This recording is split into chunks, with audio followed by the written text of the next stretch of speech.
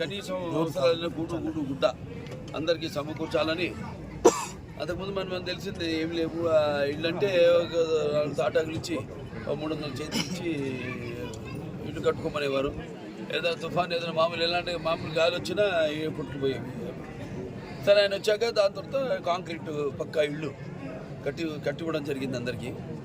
Kilo బియ్యం 2 రూపాయలు అయితేనేమి, అలాగే ఈ చేనేత వస్త్రాలు సగం ధరకి అయితేనేమి, ఇట్లాంటివి చెప్పుకుంటూ పోతే గోకలరు మెంత రైతులతో వాటిని కొనసాగిస్తూ, అలాగే అందరికి కూడా అందరికి ఇళ్ళు ఉండాలి, అందరికీ పేదలకు అందరూ కూడా ఈ యొక్క నీడను సమకూర్చాలి అన్న ఉద్దేశంతో ఆయన కూడా ఎన్నో రచించారు పథకాలని. హిందూపురం తీసుకుంటే మనకి అప్పుడు ఆనాడు రామారావు తూముకుంటా పారిశ్రామిక వాడను ప్రారంభించడం జరిగింది. తర్వాత అప్పటికి ఇంకా బెంగళూరు మనకి ఇంటర్నేషనల్ ఎయిర్పోర్ట్ కూడా లేదు, ఎవరు ఊహించలేదు కూడా.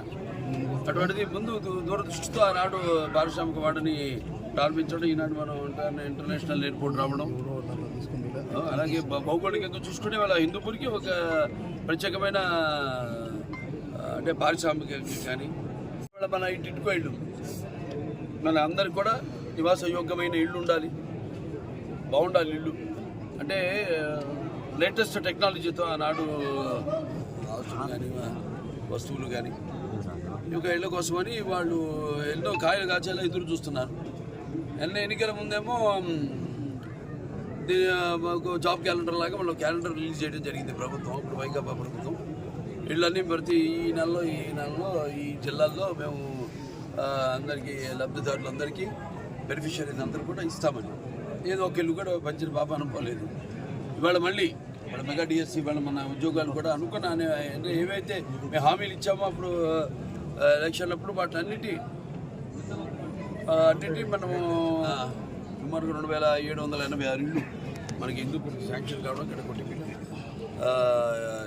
అలాగే సుమారుగా ఒక 1586 ఇళ్ళు బేస్మెంట్ లెవెల్, మిగతా ఏదైతే మిగిలిన 1200 ఇళ్ళు 1200 పూర్తయింది, 80% పూర్తయింది. ఇంకో 6 నెలల్లో పూర్తి చేస్తాం.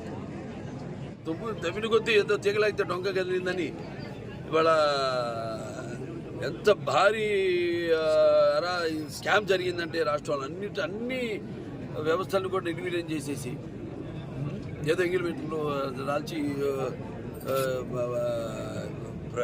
ఎలా పరిపాలన చేయాలో చేతకాక ఈ 3 ఏళ్ళేమో ఈ 3 రాజధానులని, అలాగే దాని తర్వాత ఈ నవరత్నాలని ఇలా మొత్తం అసలు అన్నిట్లోనూ కమిషన్లు శాండ్ కానీ ఇసుక దాంట్లో కానివ్వండి, లేకపోతే జిల్లా కేంద్రంగా అందరి అభిప్రాయం కూడా అదే అనుకుంటున్నా.